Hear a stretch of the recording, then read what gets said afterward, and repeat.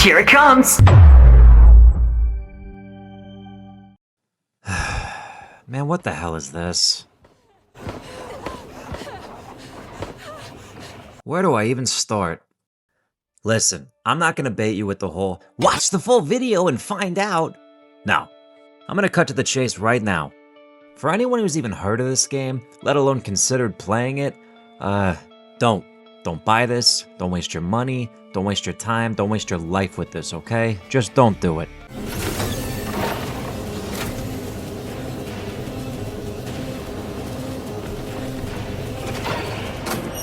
Whenever somebody says video games are a waste of time, I usually fire back with the whole, well, a moment enjoyed is never a moment wasted. But when it comes to Code Violet, I have no argument.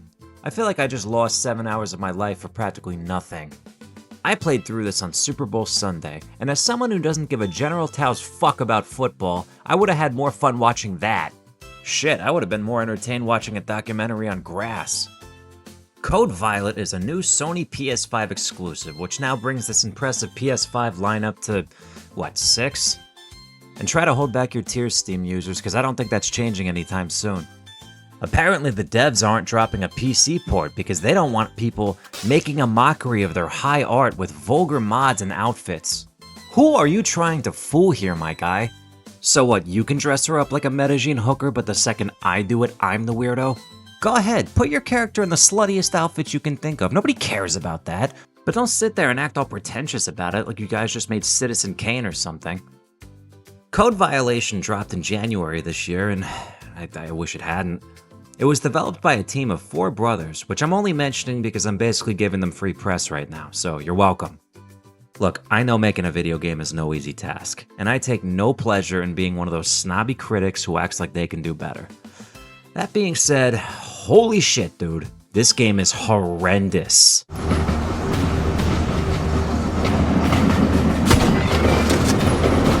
Similar to movies, the worst thing a product of entertainment can do is bore you. I can enjoy how laughably bad Ride to Hell Retribution is with just how janky and awkward the gameplay, sound design, and general attitude of that game is, but that's hardly here at all. This game just comes across as so fucking soulless. God, no! No! No, this is... First of all, this game has been brought to you by Unfucking Real Engine 5. Did you really expect any different here? Code Veronica opens up with, get the fuck out of here. No, you don't even deserve to say his name. The story takes place on Trappist, etc., which is a real potentially livable planet that was discovered back in 2017. And that's probably the most interesting thing I have to say about this whole game. I played through the entire campaign and it was so littered with nonsense and confusion that I couldn't tell you what any of it was about, so let's refer to the experts. Okay. In the 25th century, a cataclysmic event called the Cataclysm turns Earth into one giant Newark.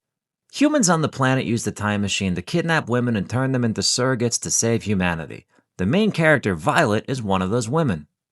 Violet is a hot young lady who's only picked up a gun for the first time 1 week ago, and suddenly she's like Commando Turok. Now able to mow down dozens of raptors and a motherfucking T-Rex. Now, where did these dinosaurs come from? Why are there dinosaurs in this game? That's a good question. I don't know. I haven't the foggiest idea, but get used to it because those are the only enemies you deal with for the entire game. Aside from the T-Rex who's only in the game for a grand total of maybe 2 minutes, there's only 3 enemy types for the entire game. You got big raptors, little raptors that you never see coming and really emphasize how bad the shooting is, and then there's those venomous dinos that spit in your face. Actually, I almost forgot about those sewer gators who leave quite the impression on that one chapter. You know, he makes a compelling argument. So what's the meaning of all this? To justify the dinosaur's existence, I think at one point this doctor character says he needed human DNA to splice with raptor DNA in order to make women clones or...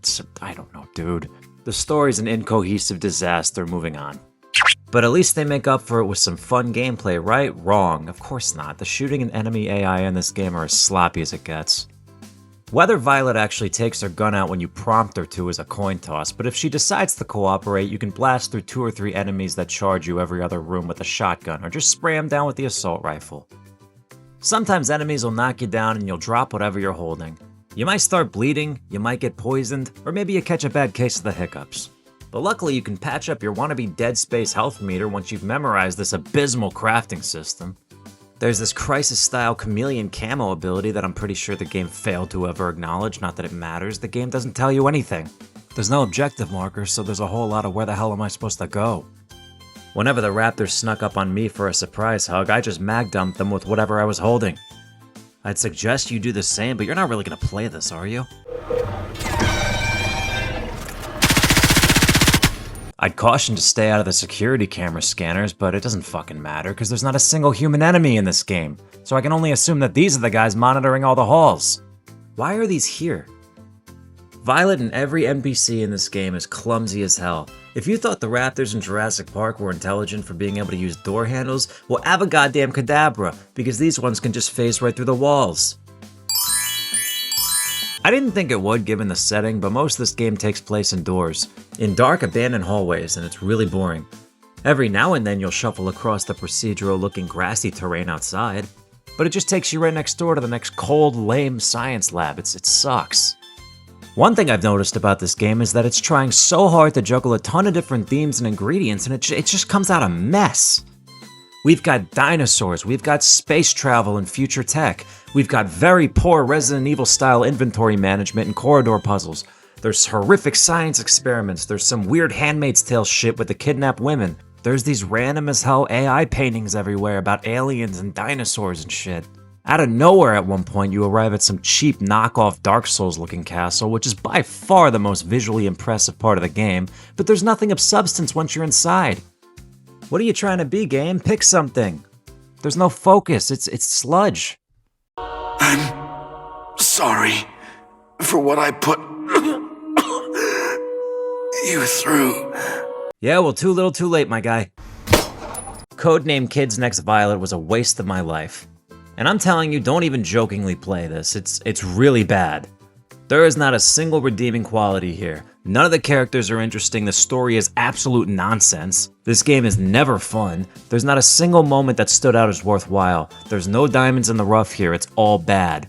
Throughout my 30 years, I've probably played thousands of video games, and Code Violet is not worth your time even for the occasional chuckle at how shitty it is. This is genuinely one of the worst games I've ever played in my life. It's awful, avoid it, don't play it. If you saw this video through, you've been told.